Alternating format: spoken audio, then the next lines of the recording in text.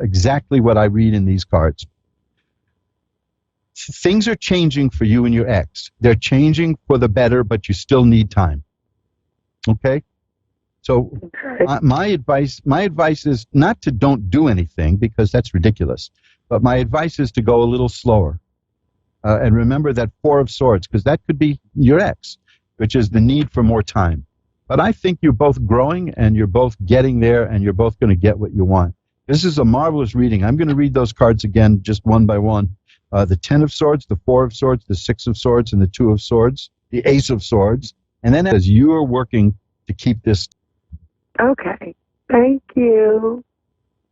Thanks for calling. It's been great reading for you, and these cards really responded to you, and you are definitely evolving. And these things, I can't imagine a reading more on point.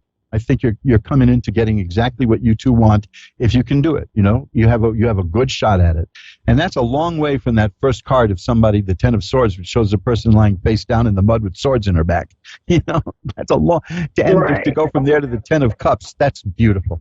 So keep doing what you're doing, but just pull back a little bit, because I think that it requires a little more daintiness, if that's the word. Just let it flow naturally. According to the flow of these cards, you're getting there. You're getting what you want. Okay, thank you so much. My pleasure, Danielle. It's been great talking to you. Bye-bye now. Bye-bye. And we'll shuffle them up again. What a dynamic reading that was. You know, we live for that, we readers. We really do. And it's funny, you see, even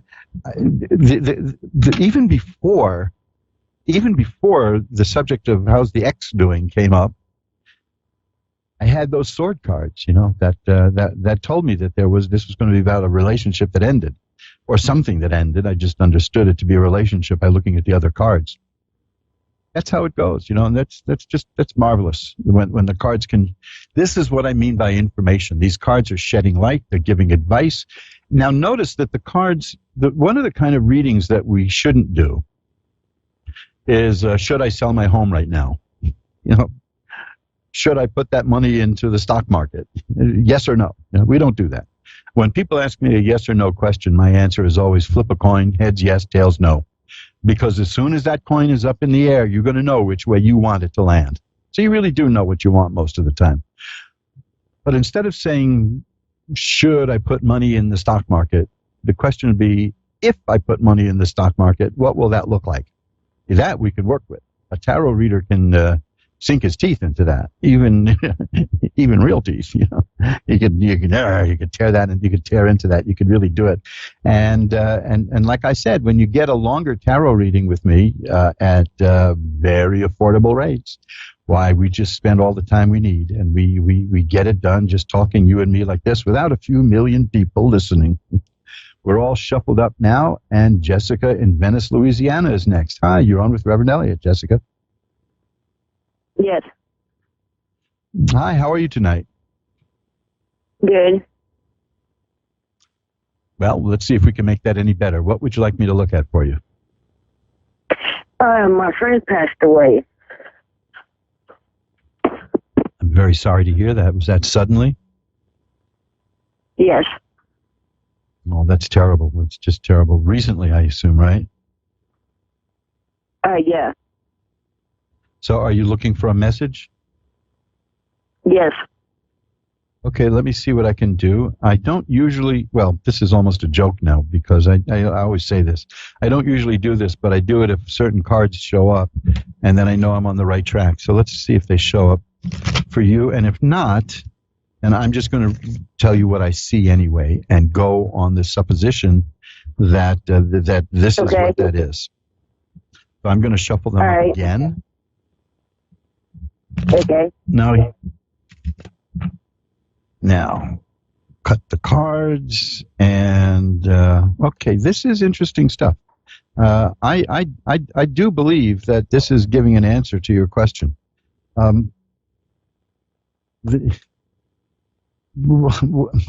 Was this person very unhappy? Yeah, sometimes. Okay, I'll tell you why I asked that. Because the first card I have is the Three of Swords, and that is a card of great sorrow. That's sadness, and that sometimes indicates divorce, or if it was for a nation, it would indicate civil war. I mean, it's a sad card. It means family troubles, all kinds of bad things like that. But immediately after that is the Ten of Coins. The Ten of Coins, and this is fascinating in the context of a person who has passed over. The Ten of Coins is a card of parents and grandparents and grandchildren and great-grandchildren and great-grandparents. It's about ancestors. It's about your whole family line, and it's being with them.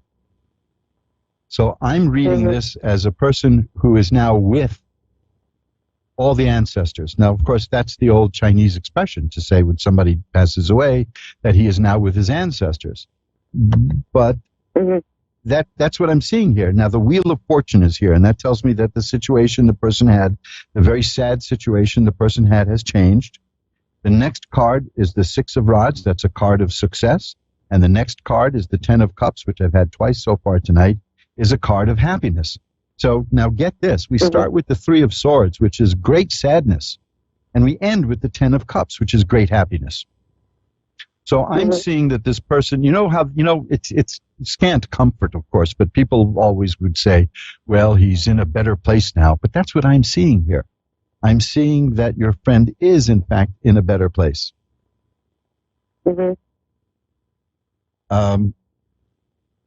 The Three of Cups is here now. That's a card about being with friends. So I don't think your friend was particularly happy with life at the moment. How did your friend pass? Oh, we don't know. Oh, okay. Because I'm just seeing that there was such an overwhelming sadness at the time, but that's turned into happiness. Okay. So that's the message I'll give you. That's the message I've got here. Now, in fact, here's one of the cards that I look for in all of this to see if I'm really dealing with somebody in the other side is the Judgment card, which refers to the Last Judgment, where the people come up out of the grave and all of that, and the horn is blowing and the sun is rising. And I have the Judgment card here. So I'm taking this as an authentic message from the other side, which is I was sad, I'm happy now. I was with, I was hurting. I'm with people who are my people now. My ancestors have welcomed me, and the sad situation has changed. That's the Wheel of Fortune, and all the rest is happiness and companionship and joy. So it's just amazing to start with one of the saddest cards in the deck, the Three of Swords. I would say only the Nine of Swords is the sadder, and end up with the Ten of Cups, which is one of the happiest cards in the deck. So that's the message. Okay? Okay, thank you. My pleasure. And you know what I'm going to do after the show? I'm going to light a candle. I'm going to light a white candle anointed with holy oil for your friend and for you. How's that? That works. Thank you. Bye-bye now. Bye. And thanks for calling. Now, we'll shuffle them up. Those are, to tell the truth, my favorite kind of readings are the readings that people ask me, just look at the cards and see what they say, because that's a real challenge. And the ones that really make me a little nervous are the ones to look across the veil into the afterlife, because, I got a collection of Ouija boards, and I've had some interesting experiences with those. And it is, oh, man, I mean, it's just, you never know what you're going to find. You never know what you're going to do. I was once asked years ago by somebody, could you tell me how this person is doing? The person who passed away. And the card I got was the devil, And oh, man, she said, I knew it. I knew he was going to go there. I knew he was going to end up there. That was the end of the reading. That was a short reading. That was a one-card reading, friends. That's all it was. So let's just shuffle up the cards again, and I will tell you a little bit more. Oh, by the way, speaking of Ouija boards, if you have any questions about Ouija boards, you go to my site, magic-works.com. I think this has got to be the biggest page in my whole website, is the one on Ouija boards. It's crammed with information and pictures and fun stuff. You can download sheet music from the 1920s that has a song by, I don't remember if it's Albert von Tilzer or Harry von Tilzer. They were two big songwriters in the early 20th century. One of them wrote "Take Me Out to the Ball Game." Hey, you don't get a bigger hit than that. And no, there was no pun intended. That was, that brings back such memories of the time I went to Yankee Stadium. Can you believe that? Been a New Yorker all my life, natural-born New Yorker, been to Yankee Stadium once, just once. Mickey Mantle was playing, so I guess I got my money's worth. So go to magic-works.com, magick-works.com, and you will see a whole bunch of stuff there. I'm now updating and putting in some new instructions on my page about out-of-body experiences. Have you ever done that? You ever traveled outside your body? I have done some remarkable experiments with not remote viewing per se, although I have a page about that too under the ESP page. But actually leaving your body and going somewhere and time traveling, oh boy, you can do some stuff with that. I have had remarkable experiences in my own life just going back in time to witness certain incidents in my life from my childhood, and I've seen it. I've been there. It's like Total Recall, but you're seeing it from another point of view. I can teach you how to do that stuff too. I have a meditation there, a visualization meditation that you can download and use. I have all kinds of free stuff on my website, magic-works.com. Then I have mojoacademy.org for Mojo Brothers books. Now, that isn't free. The stuff there, I mean, but you take a look at it because there's books there that will change your life. Books and now audio and some video too. Check those out because along with tarot reading, those are the kind of things I really like doing, is getting into the magical side of things and showing people how to really enhance their lives through things like meditation. Now, meditation is where it's at, especially in troubled times. Meditation is hard to do. Meditation, if you try to shut your mind down, your mind is going to say, hey, wait a minute, who's the boss around here? So it's going to be very difficult. But I have some guided meditations that you should know about. You can check out the meditation page at magic-works.com. And also, there's a recording from the 1950s that's probably one of the first guided relaxation meditations ever done. And we have reissued that. You check that out. I will put a link up to that on my Facebook page also, which is my Facebook tarot page. You can get to that also just through askoneradio.com or through magic-works.com. You and I, we're going to do a lot of things together one of these days to improve your life and my life too, because I don't do these things for you. I do them with you. So when you grow, we all grow, and I grow. And that's one of the things about a tarot reading with me is that we both learn. I mean, that's the way it is. I'm not like some power from on high. I'm just a regular guy who took the time to learn how to read and interpret tarot cards. You can do that too. We'll talk about that later. Right now, Tracy in Dallas is on. Hi, Tracy. You're on with Reverend Elliot. Hello. How are you?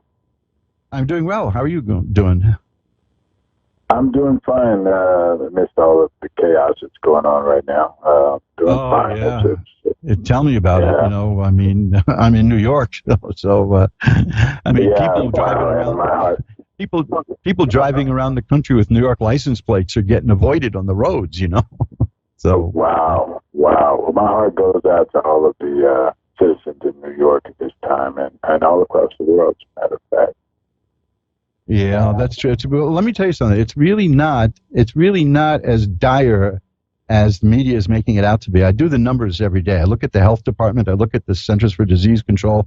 And right now, this is always a surprise to people. Right now in New York City, the number of people who have picked up this virus, it's 2/5 of the population. So we got it pretty much under control.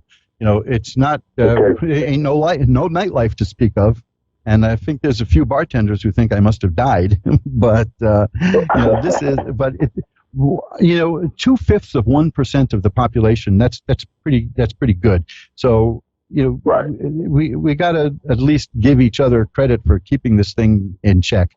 The human beings have centuries of experience with outbreaks like this. So we all know what to do, which is to apply some common sense stuff, which is, stay 6 feet away and wash your hands and stay in if necessary. And of course, me being an old geezer, I'm probably got to go a little lighter too, So there you go. Right, I understand.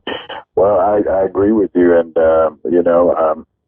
over time we'll get through this and then carry on with life. And new world that we're approaching is it's going to be an exciting new world. Yeah, we're going to get through this, and like I always tell people, just remember, the fear is worse than the disease, because fear, and I have something, if you look at my page on my website, this goes for everyone listening, magic-works.com, magic with a CK, check out the page called Healing Power. Now, this is not like mystical stuff that's going to heal you, because that doesn't exist. The stuff I have there is about the body's innate ability to heal itself, which we all have. And one of the things that any doctor will tell you that, and I'll give you a grotesque example of it, any doctor will tell you that if you're in a state of fear, your immune system shuts off because your body doesn't have the energy to use the immune system if it has to run, like fight or flight. So whatever you can do to not be afraid, do it. We're watching reruns of the old Batman show here, because that's just goofy and funny. There was a case, I'll tell you about this, about what fear does and why, and this, I'm going to make this as delicate as possible, but there was a murder case years ago, I think in the 1930s, where a person was seen having dinner in a restaurant and then was found murdered, and in the autopsy they saw that the food was barely digested. So they figured he was killed shortly after having dinner, but they kept the guy tied up in the basement so his digestion stopped out of fear. And then that way they could trick people about the time of the killing. So listen, before we go on and on, what do you want to see in the tarot cards? Well, I'm very much interested in my future. I have a lot of faith in the overcoming of this situation, and I'm looking forward to a fresh new start, and just would like to kind of wait a minute. Bingo, right there. Right, the minute you said fresh new start, what did I do? I pulled out the Ace of Cups. The aces are beginnings. Okay. You said the magic word there. And the Ace of Cups is about the beginnings of happiness. It's about the beginning it's got a sunrise, in a lot of the decks. So it's about a whole new day. Great. You just really hit that. Now, the next card is the Empress. That's a person who can make things grow and make things happen. You're a very creative person, am I right? That's correct. Well, you're going to use that creativity and you're going to make things happen. Mm-hmm. Great. I do a lot of writing and sketching and drawing and singing and a lot of different creative. That's where I get my mojo at, I guess. Well, the arts are where it's at, because that's the expression, and that is so good. And let me tell you something else, and this goes for everyone listening. If you really want to put yourself in a good, upbeat mood, this is phenomenal stuff. I meant to talk about this last week, and I put something on my website about this. The people who make a list of things that they're grateful for in life will stay happier than the average person for the next 2 months. Oh, wow.